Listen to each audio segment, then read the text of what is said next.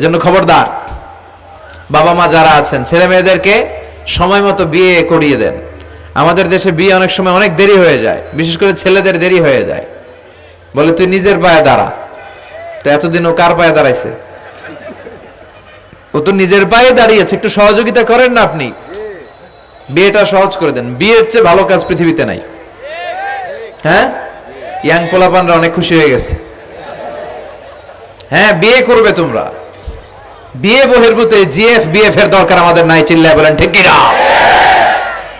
এগুলোর বিরুদ্ধে আমাদের জিহাদ। ইসলামের ইমেজকে, আমাদের মোরালিটি, আমাদের এথিক্যাল স্ট্যান্ডিং পয়েন্ট যেখানেই নষ্ট হবে ওগুলোর বিরুদ্ধে আমাদেরকে সোচ্চার হতে হবে।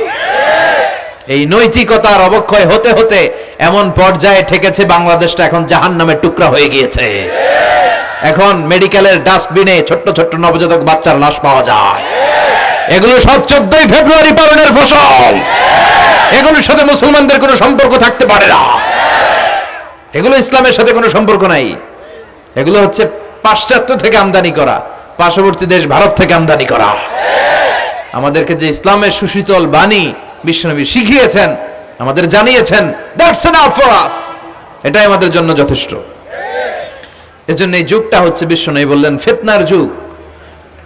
আখিরি জামানায় জ্বলন্ত আগুনের কয়লা নিয়ে হাতে রাখাটা সহজ হয়ে যাবে, কিন্তু ঈমান নিয়ে টিকে থাকা কঠিন হয়ে যাবে।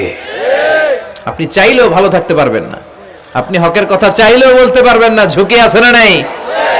গুম আছে না নাই? ক্রস ফায়ার আছে না নাই? কে কোন দিক দিয়ে গুম টেরি পাওয়া যাবে না। কিন্তু এই হকের রাস্তা আমরা ছাড়বো না। বিশ্বনবী বললেন, ফিতনা বেড়ে যাবে। আপনি হক হালাল মেনটেন করতে চান কিন্তু পারবেন না। আপনি ঘুষ খাবেন না, কি হবে? টেবিলের নিচ দিয়া ঘুষ, উপর দিয়া ঘুষ, সব জায়গায় ঘুষ।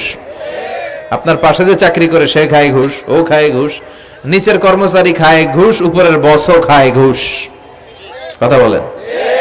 আপনি চাইলেও পারছেন না। এজন্য বিশ্বনবী সবসময় দোয়া করতেন, আল্লাহ ফিতনা থেকে আমাদেরকে বাঁচাও। বিশ্বনবী পড়তেন, আল্লাহুম্মা ইন্না নাউযু বিকা মিনাল ফিতান মা যাহারা মিনহা মা বাচান। হে আল্লাহ, প্রকাশ্য অপ্রকাশ্য সব ফিতনা থেকে তুমি আমাদেরকে বাঁচাও। চিল্লায় পড়েন আমিন। আওয়াজ করে আমার সাথে পড়েন, আল্লাহুম্মা ইন্না নাউযু বিকা মিনাল ফিতান মা যাহারা মিনহা ওয়া মা বাতান। এর মানে হচ্ছে, হে আল্লাহ, প্রকাশ্য অপ্রকাশ্য, দেখা যায় দেখা যায় না, এরকম সব ফিতনা থেকে তুমি আমাদেরকে বাঁচাও। তাহলে এই যে বিশ্বনবী বললেন কিয়ামতের আগে ফিতনা বেড়ে যাবে, এই আলামতটা সমাজে আছে না নাই?